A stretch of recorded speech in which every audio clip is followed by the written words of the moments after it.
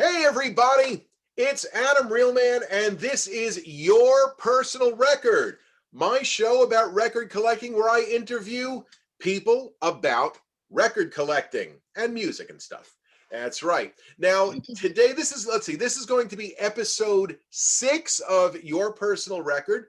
The first 5 have been fantastic so far, but I am really excited today because what we have here, or I should say, who we have here, is, I mean, she is like kind of record royalty, and that's how I'm Oh, going to refer to her. Now, if okay. any of you have ever been to Long Island, going back anywhere from, it's got to be about 10, 15 years, all the way back to the 80s, you would know about a shop called Slip Disc. Now, who I have here, literally, Amanda over here grew up in the record shop. Her dad owned the record shop. But that's just the start. That's like the little incubus that started this beast. And I say that in the best way, that is on this call, on this show today. Because Amanda then went on and was a manager at Needle and Groove. We had Joe, who managed Needle and Groove. Amanda was the manager before Joe. But that's not all, because she helps run the Vinyl Revolution record fairs twice a year, one in Queens, one on Long Island. And if you know anything about record fairs, you know that that is probably number 2 to FMU. So, and if you know FMU, you know what I'm talking about. So the Vinyl Revolution record fair. Finally, she just left Needle and Groove to become a record, I don't even know what it is, and you're going to tell I'm us a a little bit. sales rep. A sales rep, like the East Coast sales rep for a record distro. Basically, when your store gets record store day stuff, like it goes past her desk. So she's like the queen right here who decides what you get. Without further ado, let's welcome Amanda Schutzman to the show. Amanda, how are you? What an intro. I felt the pressure coming on. I'm good. How are you? It's good to see you. No pressure here. No pressure whatsoever. This Yeah, is I'm sad not to be in a store every day because I miss my regulars. You're one of my regulars, you know? I had it. There was one glaring omission as part of my, incredible intro. Uh, the buyer at Generation Records, Yes. Also legendary punk shop in the city. I mean, what more can we ask of you? You've seen it all. You've done it all. You've had every like record experience. You've got a great collection there, and I want to know a little about that collection. But I don't even know where to start with you. So, Yeah, where do you start? I all right, mean, you start at the beginning. You I'm, start at Slip Disc. That's where you start, I'm going to right? start at the beginning. That's correct. So, yeah, she's telling me how to do my show. All right. No, we opened in '82, so I wasn't born yet. So it started well before me. I was born in '90, and I missed like all those great in stores. I missed Slayer during the Hell Awaits tour. They played the Rio Theater right across the street. I wasn't alive. Like I missed all the good stuff. I missed Metallica. I missed Motorhead. I'm pretty sure the I don't know if you were you around like '91 going to any in stores or anything like that. So I didn't get out to Slip Disc till later on. Okay. The only in-store that I got to was Twisted Sister when they were signing their tribute record. Yeah. Okay. And they were all there. And I got a very funny story about that. So, I waited online, everything was great, really organized. And I get up there and I had a whole bunch of stuff for them to sign. And I had a bootleg album. And I sneak it in amongst everything. I bought the new record, the tribute record, and I sneak it in among all the other crap that I was having them sign. And D signs it, AJ signs it. It gets to JJ, and he looks at it and he says, "Where'd you get this?" And I'm like, I think it's a bootleg. I'm like, a record show in Philly, about 2 years ago. He's like, he looks at it, he looks at me. All right, send me a copy if you can. And he signs it and he passes it on to Mark. That's amazing. That's like the opposite of the reaction you'd think, and you're just like your heart's beating, and you're like, oh no, like he's gonna start yelling at me. I'm thinking he's going to take this record and smash it and keep it, and he looked like he might have, done that. And, I forgot what year that was. That That had to be like early 2000s, yeah, right? that That was was the first in-store I ever worked. Because really. because they were opening, I think, the back door of the Oh, store, and that's no, we weren't interesting. letting anyone in the front. And I just remember selling 8x10s. All That right. was like the first in-store I ever worked. So this here is the album with all this is Oh, the one that I got at the signing, the one that I bought there. But then of course, the collector in me kicks in.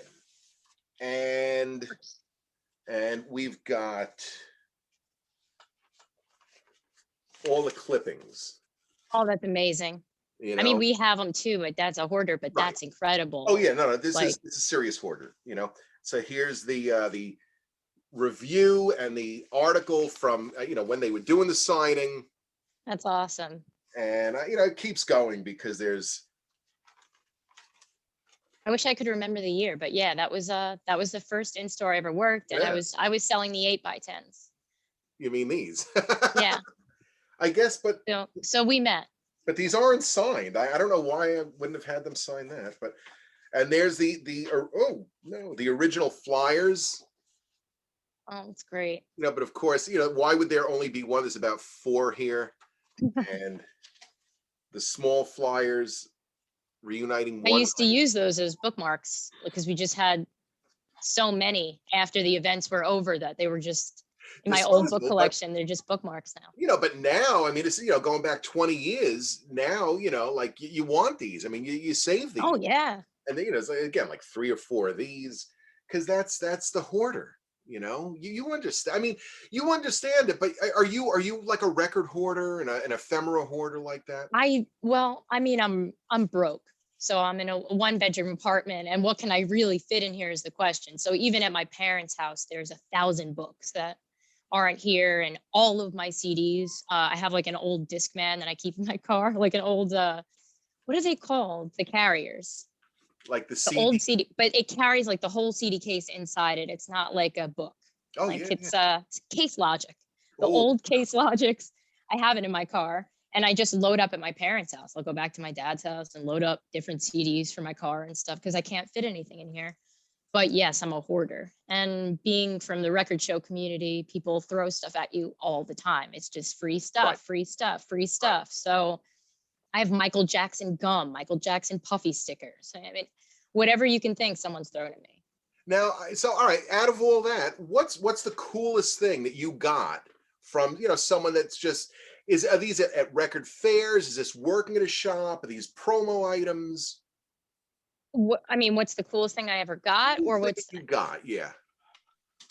uh, I mean, I love dwarves, the band dwarves. It was supposed to be the most I collect was all my dwarves records, and then it spiraled into Melanie because no one else wanted Melanie. So anyone who bought Melanie would throw it at me, and I got like 60 Melanie records. I think this whole cube is all Melanie. Wow. Wow. Uh, but yeah, I think dwarves. Dave Galgano. I don't know if you know Dave from Of like the course I Jersey know shows. Dave. Of course you do. Um, We have to get Dave on the show. So Dave, if you're watching, expect a call. I think day 3 of WFMU, when the vendors are just tired and they're ready to go, and we've been at it 3 days, and we have loadout ahead of us. Everyone's miserable, and Dave came over and threw like a dwarf 7-inch at me, and it was just this beautiful 7-inch I've been looking for forever. He's like, "Here, take it." Oh, So that's I'd have to say that was my best gift, just because of the lack of effort. But it was that's it was a wonderful gift. he's And he finds stuff for me constantly. I had this like up front because I love helicopter stuff, and I've been looking for this box set forever. And Dave just found it at Double Decker like a couple weeks ago. that's terrific. Isn't that great when you have like friends who are who are going places, different record shops, and they just hook you Oh, up. we all buy for one another. You have to. That's Yeah, how that's the way it works. So Melanie is the largest collection within your collection. I think it is. I want to say it's dwarf stuff, but it's definitely not. It's not Michael Jackson stuff. I do collect like a lot of Michael Jackson, and I have about 10 or 12 copies of Thriller. Some have the slip disc sticker on it. Yeah. Uh, and I have a couple with the slip disc sticker on it, which is cool because it came out the year that this store opened. Are those any still sealed? No, just didn't shrink. I don't buy sealed unless like I really, really, really want it in the moment, but I can't be the guy to open it. Like if it's been sealed that long, Yep. I'll buy it, but I can't open it. No, I'll get the reissue, I'll open that, I'll see how it sounds. I Sort of thing. completely agree. If it's an old record, it cannot touch new air. It shouldn't breathe new air. It just needs to. I applaud people who can do it. They meticulously buy sealed records, like they want to be the first person to hear it, and they like that, and they don't have no problem just cracking it open after 30 years, and it's like, okay, That go for it. kills me. I just picked up a dust heart attack a couple of months ago. Sealed 8-track. I mean, I don't know. It may be dust on the inside.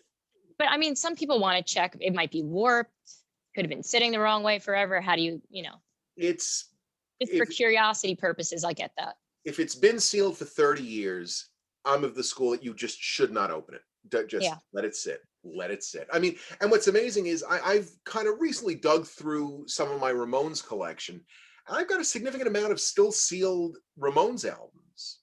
Well, You know, I mean, the collector in me will buy something sealed and just leave it. If it's one of my favorite things, like you and Ramones, I get that yeah, completely. yeah, exactly. Exactly. See, when I asked for this bootleg signed, they didn't. They just signed it. They didn't notice. They didn't. No, That's no awesome. questions. Not like JJ French. Who- Yeah, some people they get yeah, no, tight. yeah, that's it's the chance you got to take, I Makes suppose. sense. What's the most so I want to know. Okay, so we started at slip disc, and then we completely veered off course. But let's get back to slip disc. Okay, so yeah, slip disc, and then I mean, we closed in 2008. So we closed on when I was around 18. So I was there for a while.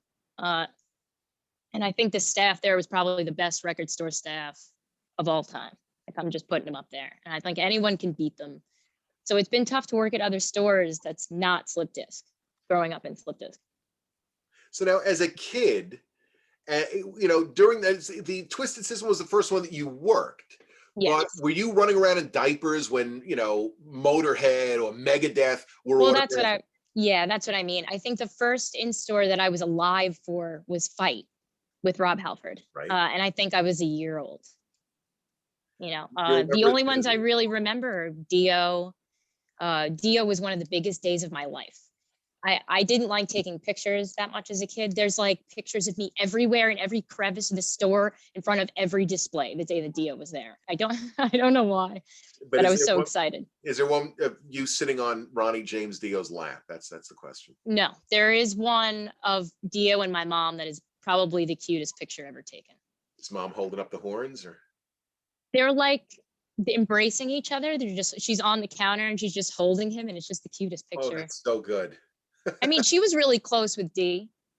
Even back then, she did the Bikers for Babies thing with him, the March of Dimes. Yeah, yeah. He lives out on the West Coast now, but I think prior to COVID, he still came back and did his September charity events Yeah, every my year. mom never missed one.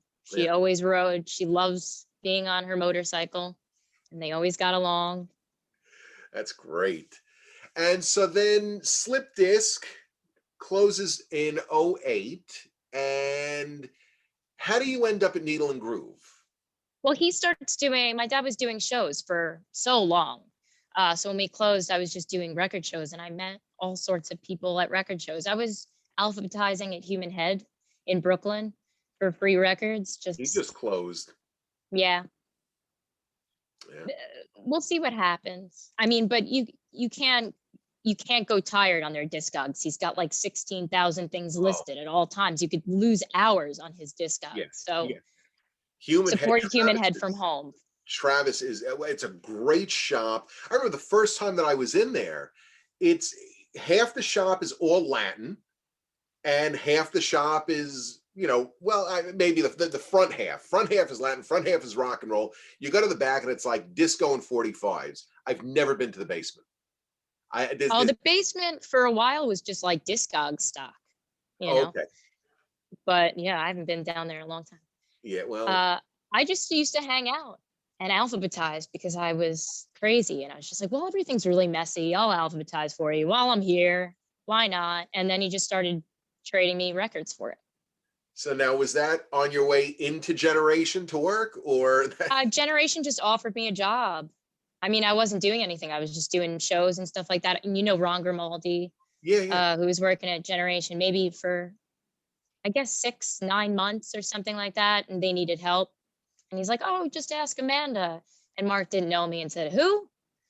And then Ron hired me. But I just was there like filling in hours. I really wasn't working in the store at all. And then a couple months later, they lost 2 employees. They lost like one of their best salespeople who's back now. He's the manager now, and their buyer. Basically, 3 weeks back to back, they lost 2 great employees, and I just kind of filled both.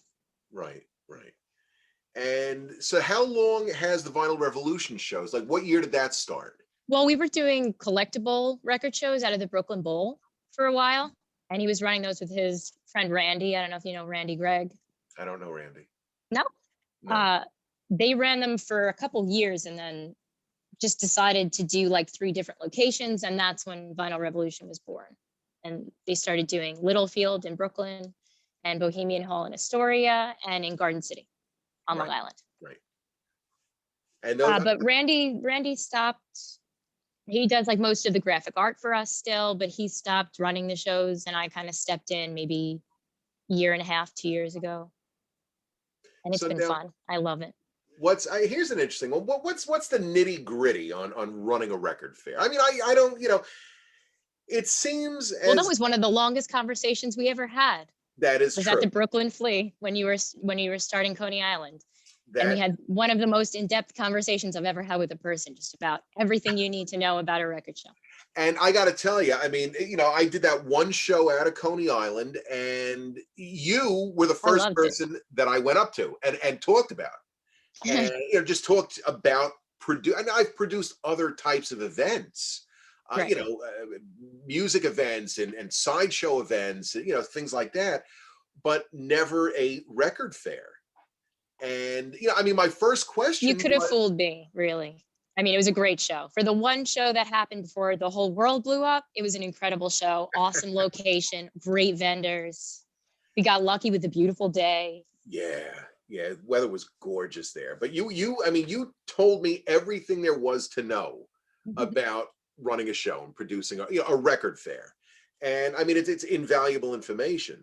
And I had asked you because I didn't want to step on toes. To me, it's sort of like that's your turf. And you're like, no, Brooklyn, South Brooklyn, Coney Island, go for it. Do what you got to do. Records are for everyone. It shouldn't be a competition. I feel like since leaving Neil and Groove, I've been pushing more stores more just because I'm a sales rep for 90 stores now. Wow. And I'm talking to, like 100 stores a week. But I love every record store and I love every record vendor. And why not? Why not share the knowledge? And it shows though. I mean, whether you're working your own show or you're behind a table at another show. I mean, I've seen you working with Dave at the Brooklyn Flea, and I've seen you at the FMU show, and I've seen at your own show, and there's always a smile, there's always a great conversation. Again, not necessarily with me, but whoever's there about rock and roll and about music, and I mean your scope of knowledge on records and collecting and music is seems to be far beyond someone of your age. I mean, you're significantly younger than me, Well, I was raised on all my dad's favorite stuff, which is all your favorite stuff. Exactly. And I think that's what did it. And I'm still catching up now, which is the weird part of my collection over here is all singles, like 12-inch singles, and you would hate all of it, sir. You would hate every single one. But it's like a lot of 2000s pop and R&B and hip hop and stuff that came out when I was 10 years old and they were playing at the roller skating rink and all my friends loved it. And I was sitting there disgruntled in the corner like, this stinks. And now I find myself finding it in a bin and just flipping out like, this is $1.99 and grabbing it. Wow. So all kinds of music makes me happy. But 70s rock is where it's at. Yeah, I know, your taste, I mean, your dad's taste certainly overlaps with mine. I mean, this was, probably during the pandemic or something. He was posting his, 5 or 10 favorite, most influential albums. And it was like I'm thumbing through every single one Yeah. was probably within my top, certainly top 20. I want him on Instagram so bad. Like he'd be the king of Instagram. I tell him all the time, like, you have every good record everybody wants. It's incredible. It's so true. Which is why I don't buy from him, because he's crazy about condition. So it's every record I could want in the best possible condition you can find it. yeah. And it's like, well, that's easy, So That then, takes all the right, fun out of it. is there a system to the color coding?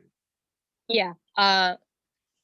Right up here, Wait, you have like a it's all, I got a little post-it, and it'll just tell you every color is just a series of letters. It's just like A through D is red, and so on.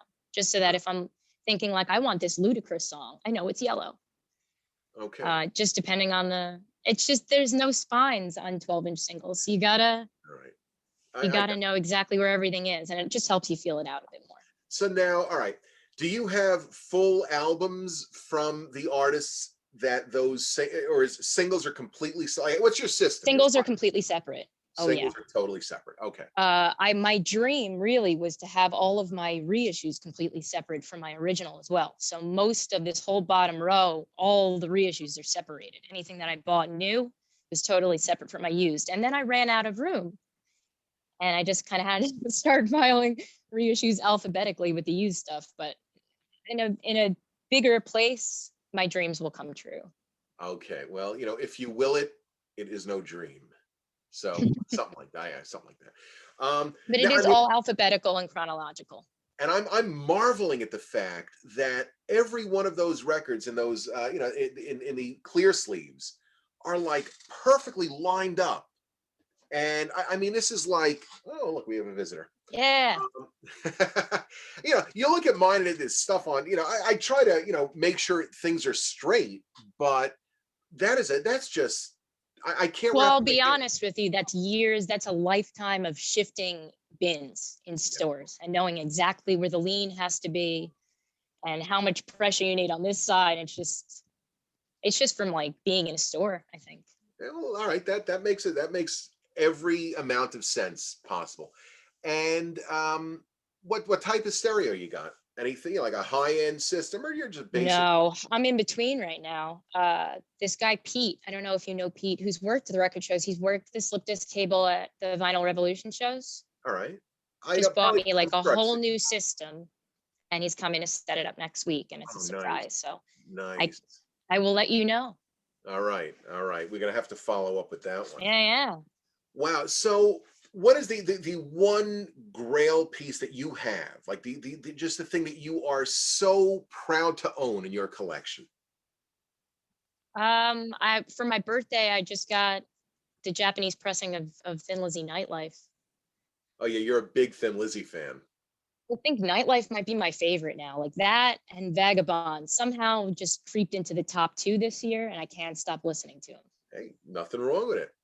I wanted to show. Now, I told you, when we were messaging before, that I had something I think is going to blow your socks off.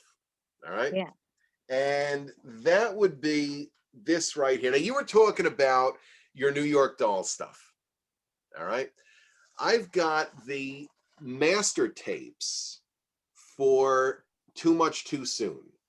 These are the New Zealand masters. And I got them about 25, probably 30 years ago. And there was a guy in New Zealand who was selling master tapes. And I got some Dolls and Ramones. And he had listed Richard Hell, Dead, but a lot of the Sire stuff. I don't know how this ended up with that, but he had it, and I grabbed whatever I could. I mean, they, 30 years ago, they were expensive, but, now, Kat, you're knocking over my Twisted Sister autograph. Stay away. Stay away. All right, so now I got to juggle all this. Anyway, so that's the Dolls master tape. Yeah, I mean, I was trying really hard not to curse, and you almost made me slip when you held it up. but I didn't curse. I didn't. You're playing it cool. I held it in. That's all right. You're playing it cool. Yeah. I mean, I Playing it cool. I just grabbed this from Needle and Groove the other day oh, because it nice took promo 3 weeks on the wall and no one bought it. Yeah. So this goes out to everyone who walked past it. Ha ha. copy. Clean. It's Nice. beautiful. Any What are you guys doing? see, I gotta find a spot for this before she completely kills it. I got no room. All right, we'll deal with that. It's gonna sit on my lap for now. So now, any releases that you're looking forward to? You know, some new things that are coming out. I'll be honest with you, it overflows. The amount of things that they keep putting out, box set, everything that you thought was cool, then they're putting out on a 7 LP set. So to answer that question would be so loaded right now. They're doing, trying to think of what title it is. They're putting out a Rory Gallagher, like a live Rory that comes out next week. I forgot the details on it, but it looks cool. So I'll probably buy that. But I buy one thing a week, you know, it's tough. They Now, just did the Slint outtakes that came out on Record Store Day in August. They re-released it, and I missed out on the Record Store Day one, so I just bought that. It's I've once a been week. I sort of I fell into that Bob Mould distortion box set vortex where I got the first one because I didn't have some of the Sugar stuff on vinyl. I didn't have his second album on vinyl. And I said, oh, you know what? It's a nice compact set. Let me get this. Then the next one comes out. And well, you know, the albums are sort of questionable, but I got it and it's good. I mean, I'm enjoying it. But now there's two more that are coming out, Hmm. and yeah, I mean, I have from that from the third box moving forward. I've got everything. Do I need it? But then I say, well, I do because I need to have the full set. So Yes, and that's how they get you every time. exactly. All right, That's how they get you. now as a person who works in the industry, as a salesperson here, when I'm assuming now it's all done via email or phone or I try to push people to talk to me on the phone a lot more. People don't want to talk on the phone. yeah. I remember growing up in the store, my dad putting in full orders for 2 hours on the phone with his rep. That doesn't really happen anymore. That happens when like you get a damaged package and you're really mad at someone and then you Yeah. call your rep. But it But you like that one-on-one interaction. You want to I like it. now. Yeah, I will. For me, it's easier than copying and pasting your order in an email and sending it to you. If I'm talking to you about your order on the phone and I'm like, Anthrax Volume 8's getting reissued this week. You know, like I'll get to know what you stock. I'll get to know what sells in your store. I'll get to know what you're looking for in the future. And I'm not going to shoot, 15 pre-orders at you that you don't care about. So that And was that sort of thing. that was the question that I had. I mean, is how do record sales work? I mean, is it the record shop calling you saying, "Oh, I see X, Y, and Z is coming out, and I would like to order that," or is it you calling them saying, "Oh, hey, we've got some great things that are coming out. You need those." It's definitely a perfect back and forth, Right. especially in a big company like All Media Supply. So on Mondays, we'll send like a full back in stock list, everything that came back into the warehouse over the weekend, everything that's back in stock. A store will get an email of that. Wednesdays, you'll get an email for new stuff, pre-orders that are coming out in a month. Thursday, you'll get another back in stock list. So it's constant. You're constantly being updated. Like, oh, I want that. Oh, I want that. It's been out of stock forever. Oh, I need that. But you also do get calls like, hey, are you going to have this? Or my customer's looking for this. I didn't see it on the website. That sort of thing. So it's a give and take. Right. Sometimes a customer will remind me of something that I was like, oh my God, they put a street date on that? I've been waiting for that for 2 years. Like, you'll hear from how did you find out first? Before the internal email system. Yeah. So you've got 90 shops that you have to deal with. And this I'd say 90 because I don't talk to them all the time, but it's almost over 100 now. I have over 100 stores. And this is all Northeast. It's mostly in this area. It's New York, Connecticut, Pennsylvania, Massachusetts. I'll get some, one Texas account or, one account in Illinois or something like that. But it's pretty rare. Right. Lee Stefanko, right? Wasn't he on here? Wasn't Lee on here? Yeah, Lee was. Dizzy Edge. He's one of my accounts. Nice.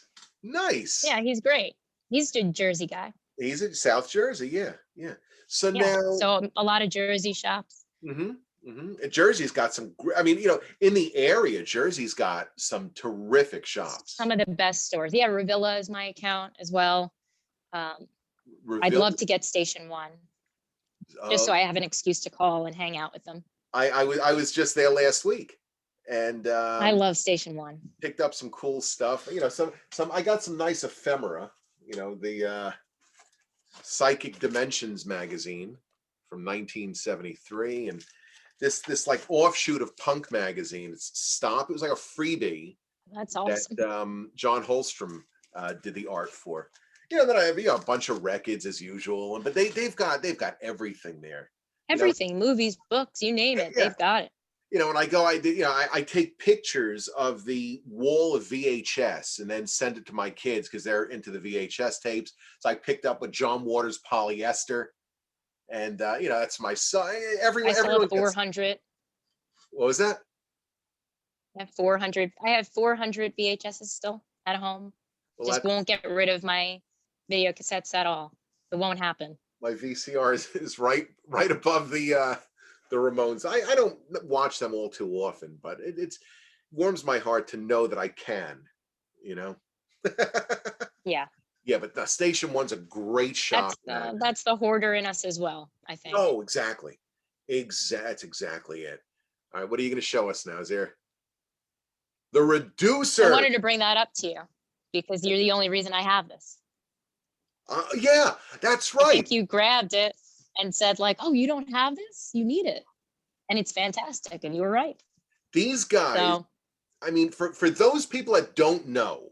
Now, the Reducers are a band out of New London, Connecticut, and they had maybe it's 4 or 5 albums, pretty much their own label, and it's just a perfect mix of like power pop, punk, pub rock, and they are the grace. So many people don't know about the Reducers. I'm surprised my dad never really brought it up before, or never played it for me before, I should say. I'm sure he knows it and loves it, but that wasn't something that I heard play. And I was like, wow, this is right up our alley. They're so good. Yeah, they're really one of my, and I saw them at Continental back in the 90s was the first time. And they've been around since the mid 70s, let's say late 70s. And, they were still playing in the early 90s. And I think it was Hugh, the guitar player, just tossed out a cassette of, one of the cassettes, and I took it, put it on. My God, this is great, and have just been grooving to them. That's awesome. They're a phenomenal band. If you're into that genre of punk, power pop, and pub rock, they do. Yeah, that's where my dad lives, right there. Exactly right. I mean, he was with Eddie and the Hot Rods. Oh God, yeah. It's his favorite stuff. Oh, it's all the Flamin' Groovies. It's all so Radio good. Birdman. I mean, we could go all day with the kind of stuff he likes. He's a little sprinkle of everything, and likes a lot of chick bands, like a ton of girl rock you wouldn't expect. Got me into Liz Phair. Loves the Donnas. All right, so now here's a question for you. While we're on the topic of ladies who rock, I mean, it's not too often that you see a lady behind behind a booth at a record fair. Certainly, running a record fair. You've got to be one of the few who are this involved in records and record collecting. How does that make you feel? Terrible. No, Women in Vinyl is a great example of that. I don't know if you follow Jen or Generator on Instagram and Women in Vinyl. I will now. Mistress of Reality. She collects literally every pressing of Master of Reality she puts up. It's insane. Her collection is incredible. She works for Furnace Record Pressing, and she runs Women in Vinyl. It's a website that just highlights women working in the industry, whether it's at a label, at a pressing plant, at a store, whatever it is. And she's my hero. But there aren't many of us. Right. And I think I probably wouldn't have done it unless it was handed to me and said, here you go. So I did get kind of lucky that I loved it and just kind of stuck with it. I was like, oh, Yeah. I could do this. And record shows are just, I've never felt more at home in a place than I do at a record show, period. Right. I mean, generally speaking, record shows are filled with, smelly dudes. I mean, let's Yeah, be real here. it's where I belong. I don't know why. It's like a I say it locker to Joe room. all the time. I was like, this is where I belong. Like, I could never be the weirdest guy here. There's no way. Yeah, no, I mean, And usually I am the weirdest guy in the room, but not at a record show. yeah, it's like a bunch of dudes that look like me. Only like this is just because of COVID. Normally, it's a little trim, but Yeah, it's been weird going back to some shows now that they have all these restrictions, because in New York there haven't been any shows and there probably won't be any shows not for a while. Yeah, in 2021. Not New York. I could be wrong. Who knows? But in Jersey they're happening. right, right. And you've done the Jersey shows. The what was it? The I've second? worked one or two, and I've been going to every single one just to shop. Yeah, yeah. Just out of curiosity. You got to know how it is. And how is it? I mean, is it safe or? It's great. I mean, it's weird. It's, because you want to talk to everyone, and like you haven't seen anyone in a year. There haven't been WFMU for over a year. People that you would only see once a year, Right. that you miss out on that. So you want to give everyone a hug and you can't, and Yeah. certain things like that. It's weird. And you have to, usually people are shoulder to shoulder at a show. There really is no such thing as, personal space or kindness And at a that's the record fight show. If style. you want to get in that box, you're getting in that box, whether Yeah. Yeah. shoulders out. You'll inevitably, there's always going to be a fight when you're looking in this row and a guy from over here sticks his arm and looks in the crate just beyond yours. It's like, dude, come on, just wait a minute. Yeah. They're going to squeeze in the pasta. Like, just wait 1 second. Yeah. But you can't do that now, which is beautiful. Are there social distancing police at these? No, there aren't, but there's enough common sense in the room, I think, to just know, like, stay a bin over. All right. All the tables are that much further apart, all that sort of thing. I mean, people just have to be conscious. Right. So it's like the honor system. Yeah. Okay. Well, And there are temperature checks at the door and stuff like that. yeah. For the Wayne, New Jersey show. Right. I'm sure there will be for Tom's River on March That's 7th. coming up. Well, I mean, we'll probably air this after the Tom's River show. Yeah. But that is coming up. Is it? I mean, March 7th. Oh, so March. Well, if you're watching this and it's before March 7th, make sure you come down to the Tom's River show. That's Jigs is putting. It's run by Bash and Pop. Yes. Bash and Pop, right? And then there's the Way New Jersey show is the second Saturday of every month. So it's actually the next week later. I think it's the 13th. And the guy that does Wayne also does Massapequa, right? Yes. Okay. That's what we were saying. I think if the restrictions were lifted on New York, he'd be doing a Massapequa. He wants to do it. He just can't. He sends out the emails. He was still getting the emails saying, well, we're going to try for January. And then, December comes, well, we're going to cancel January. We're going to try for April. And, and it's been, look, we had one, the Coney Island one was on the books for May. I mean, I haven't dealt with it since, but. Well, we got the last Astoria show right under the wire, like a week before everything happened. Yes. They shut everything down. Yeah, that was a weird one. A weird one for me. I was running off to a gig and I was in such a rush. I got a great parking spot, like a block over across the street. That is rare. Very rare. And I had a gig that afternoon. I probably had to go into Coney Island for. And for some reason, as I was locking the car, I think I opened up the trunk and I heard like this, the beeping noise that the trunk makes when it opens. And I ignored it, turned my back, ran into the show, got a bunch of stuff, came back it was exactly an hour later, and my trunk is wide open. Oh, no. But nothing was stolen. Okay. So, whew. Lucky. You're very lucky. Yeah. I Very. think that was like our biggest turnout ever, that 'Cause Astoria show. people knew And that's like, the last time you're gonna be able to get cool records for a while. Stock up now. it's true. Yeah, And they just canceled WFMU definitively for this year too. So I saw that. another year gone for us. Yeah, I've been going to FMU since the first one out in Hoboken, and I Yeah. got some crazy Yeah, stuff. my dad's been doing them. He loves it, you know. Yeah, I mean It's a FMU great is like show. that's People the come from everywhere. that's the collector's show. I mean, you're saving your as a dealer, you're Yeah. certainly saving your best stuff for that show, and as a as someone who buys a collector, you're saving your money for that show. I mean, I've been told when I was producing the Coney Island show that you really shouldn't go a month before or a month after, because a month Right. before people are really saving their They're shekels, saving. Yep, and a month after they've spent it all. So, exactly. of course, my show is right around FMU.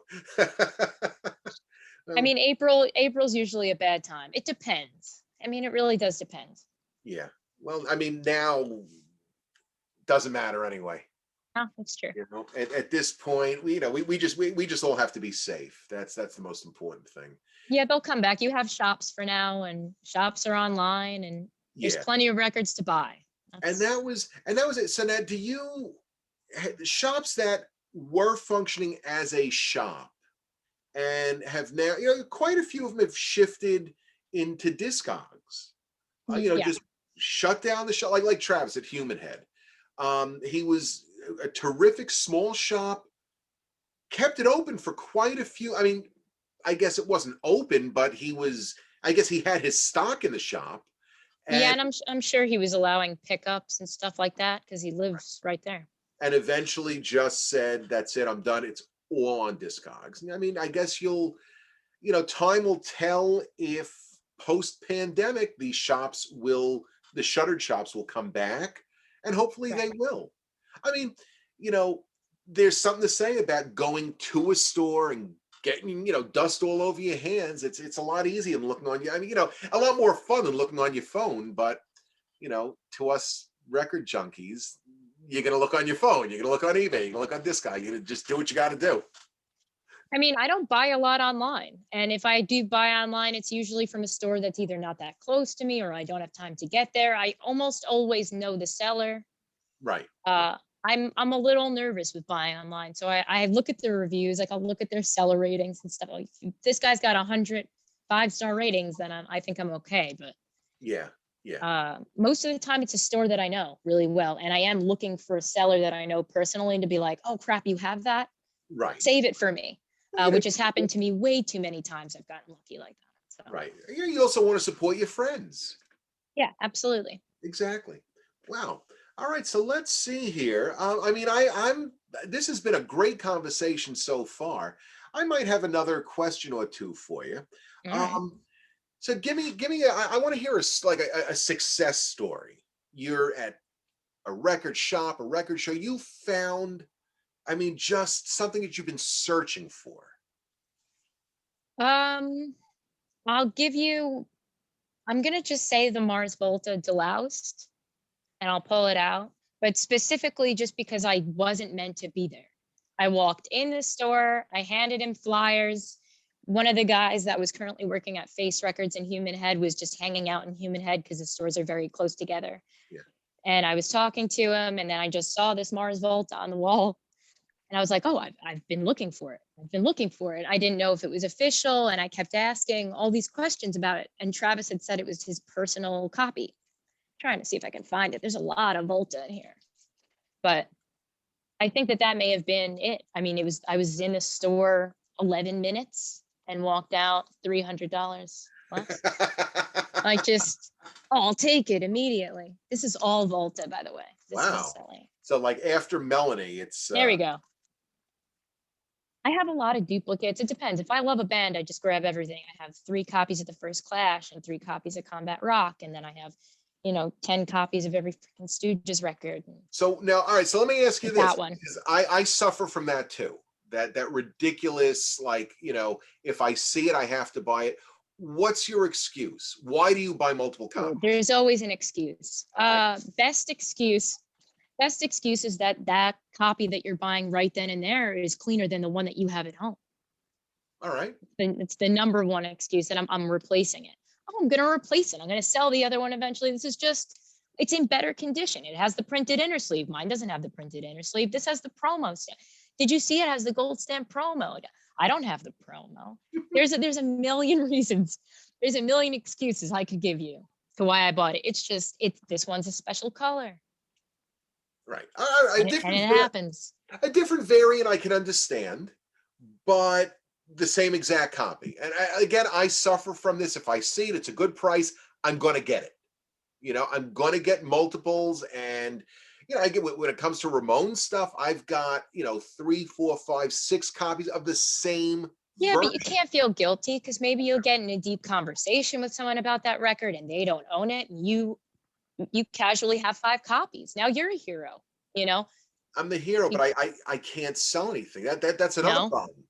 Oh, see, Once, that's a problem. yeah, once it's in the collection, it stays there. I can't part with any, years ago, I ended up selling, just assorted records here and there, just, to buy new records and stuff. And I haven't really sold in a while. I mean, I had like a Death in June album. I think it was like a grave. I don't even know what it was. Again, we're going back 30 years. And as luck would have it, my son loves Death in June. Well, Oh, I'm telling lucky. him, I had this Death. He doesn't believe me. I had this Death in June record. My brother-in-law comes over, and some reason the conversation goes to Death in June.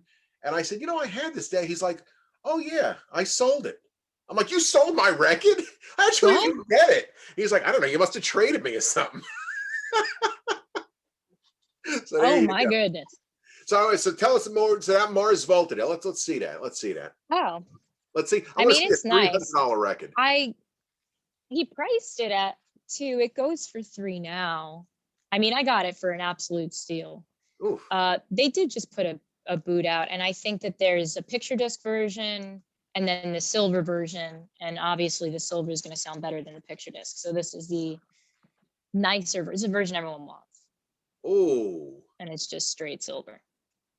no, It's no really nice. labels. No.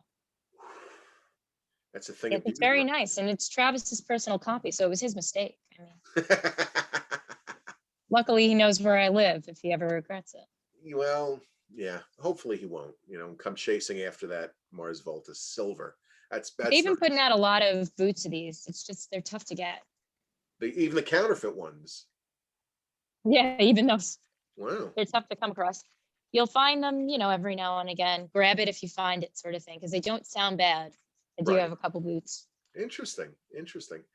All right. So let's see. Oh, see, this is something I couldn't part with. All right. Let's see. What is that? I have like 3 of these. I just shipped one to Spain. Oh, the This reigning is like a champ. later record. It came out in the 2000s. Yeah, this is my favorite one. I like the one they But did. that's something that I bought multiple copies of, and I can't give it up.